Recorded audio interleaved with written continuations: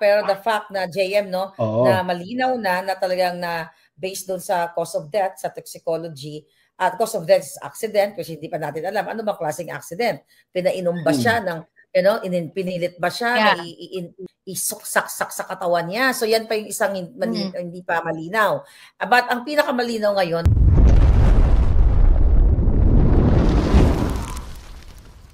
sabi ko nga, guys, we are vindicated na true enough na ang mga nakacircle o mga kasama ni Bangag ay bangag talaga at pulburon. Aba, no.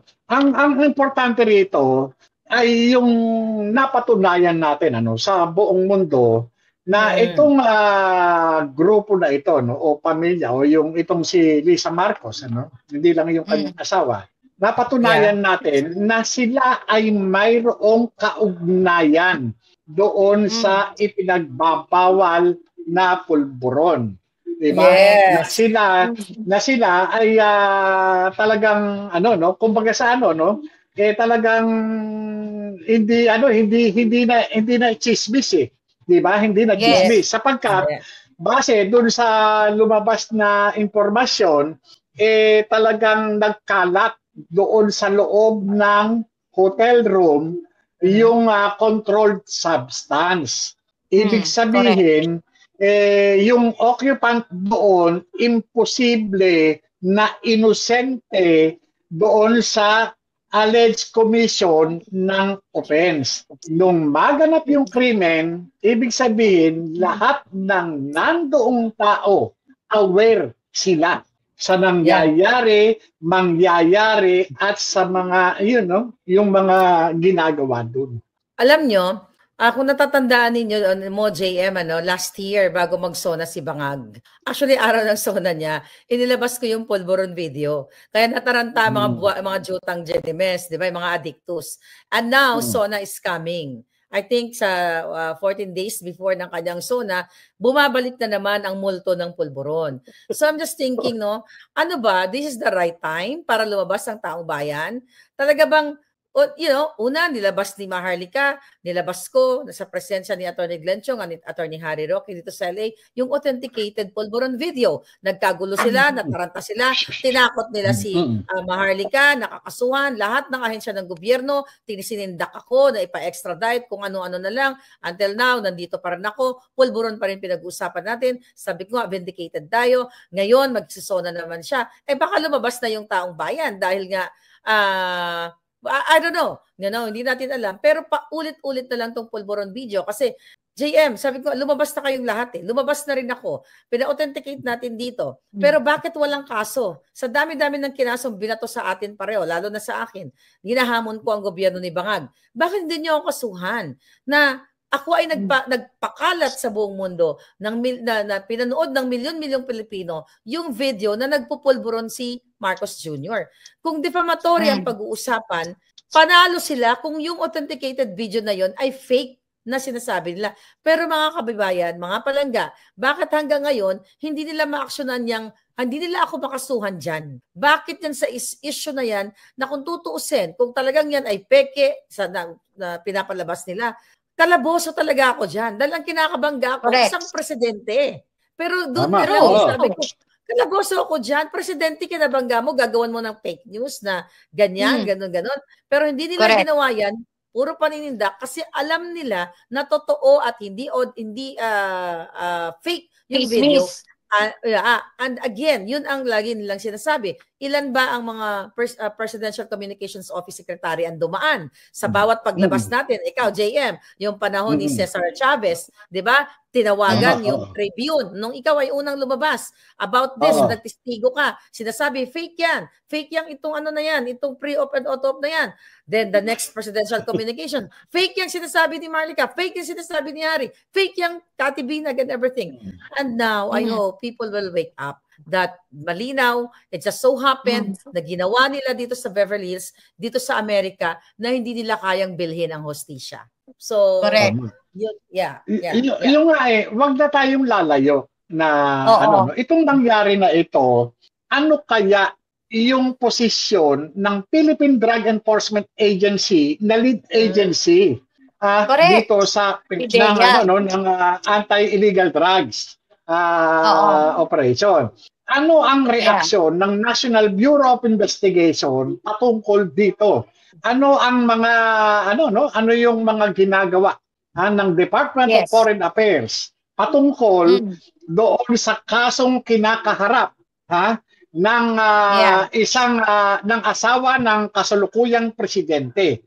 Ano ang reaksyon ng mga Interpol natin? Ano ang reaksyon ng ating mga ng Foreign Affairs patungkol Wala diyan? pa ba silang tulong? Wala pa ba silang statement? Wala pang statement ng wala eh. Hindi naglalabas. Anong tulong o anumang aksyon ang ginagawa ng ating mga sangay ng gobyerno, partikular kasi alisin na natin yung pagiging asawa ng presidente o sino man doon sa mga lumitaw na mga impormasyon o nung report hindi lamang yung first lady ang pinaniniwalaan na involved o isa doon sa mga personalidad na yan. Mayroon pang iba. Kung hindi ako nagkakamali, anim. Sino pa yung 5?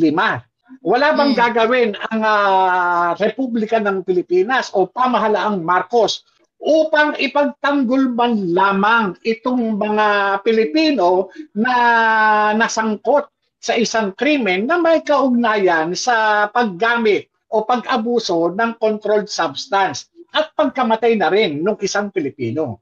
Ano kaya yung mga reaksyon nitong mga government agencies na ito? Diba? So far wala pa. Yeah. Imagine nyo, bakit may wala pa ba silang statement? O last pa, may nakita ba kayo? Guys, doon sa mga nagko-comment, may statement na ba ang Presidential Communications Office, si Clarissa Taratara? May statement na ba ang Bangag, ang presidente, ang NBI, and everything?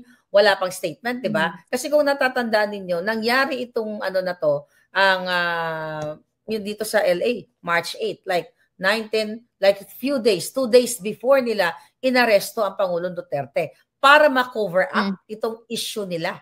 Kasi March 8 nangyari. March 10 ko pinasabog yung issue.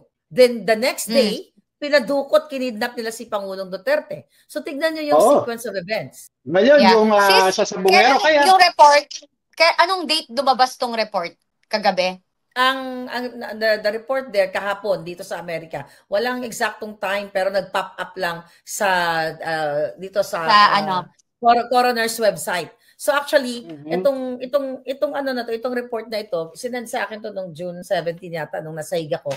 Ito yung result pero pending pa, wala pa. So usually, ang sinabi nga dito sa akin na once na merong bago, ang sabi dito ay isi-send nila yung bagong information. Ay since Friday what is the day today? Saturday pala dito. So walang office. So kung may office sana, I can just go there. Kung may office sana, pwede akong pumunta sa coroner's office to pick up my copy. Result. Instead yung result.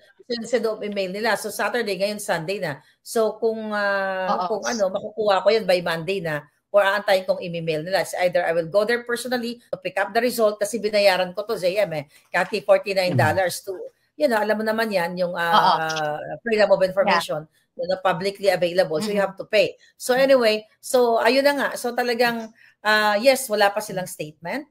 At malinaw na guilty itong mga bangag na ito. May nagsasabi dyan na binura daw ng GMA yung kanilang news article about dito kay Tantoco. Kasi nga, yung head ng GMA 7, okay? Ay nakakasama. May nag-post kanina, may nag-send sa akin. Yung head ng GMA7 na si Annette Gozon, GMA executive, ay nandoon din sa the same hotel doon sa event nung nangyari ang ang overdose yung pagkamatay ni Tantoco. So kita niyo po mga kababayan ng conspiracy, GMA7, kung yan ay talagang pinatanggal nila yung article o wala silang sinabi. So saan tatakbo ang Pilipino when it comes to information? Control nila lahat. Tahimik sila. Alam mo itong toxicology report na ito, napaka-importante lalo na sa criminal investigation. Kagaya niyan nung una hindi pa alam yung cause of death 'di ba? Usually, pagka namamatay ang tao, palagi nagkakaroon ng cardiac arrest, 'di ba? Kahit na ano yung Yes. ano niya, 'di ba? Kumbaga sa ano, dumadating doon sa point. Pero kung ano yung pinagmulan noon, yun yung inaantay, kagaya yan, yung toxicology report dumating. Ano yung magiging takbo ng kaso, 'di ba? Ano yung magiging takbo ng kaso? Kasi nung una, ang mukhang ang naging legal na ano no na naging basihan laban dun sa mga tao ay patungkol dun sa controlled substance na di umano ay nagkalat dun sa loob ng kwarto. So kumbaga sa ano, mukhang naano lang sila dahil dun sa yung initial yung initial violation o yung initial na paglabag na nakita. Pero yung dahilan ng pagkamatay ng tao talagang na na delay gawa ng kinakailangan yung toxicology report para mapatunayan kung merong presence ng toxins o anumang chemical o alak man yan, gamot man yan o anuman o yan talagang nilason o kung anuman. Kaya magmula doon, uugatin ng mga investigador yan, papaano ito na overdose. Di ba? O halimbawa, nakakuha na sila ng mga data, siguro naman, inisa-isa ng mga investigador yan at nakakuha na sila ng mga declaration noong mga tao na nandoon sa loob ng kwarto. Kaya, nakakuha na yun. Oo, nakakuha na. Kaya doon pa lang, nagpapatunay. Halimbawa, meron nagsabi, may nagdeklara na hindi, in-inject kasi yan eh. O di ba? O eto kasi, inutos kasi ni ganito yan eh. Di ba? So, yung mga ganyan, talagang lalabas at lalabas, lilitaw at lilitaw. Lalo dyan sa Amerika. Sa Amerika, sabi nga nung kausap ko na, na former USDEA agent, sabi nga niya, sa Amerika, talagang hindi po pwede yung bribery dun. Talagang mismong kasama mo, ipoposas ka niyan,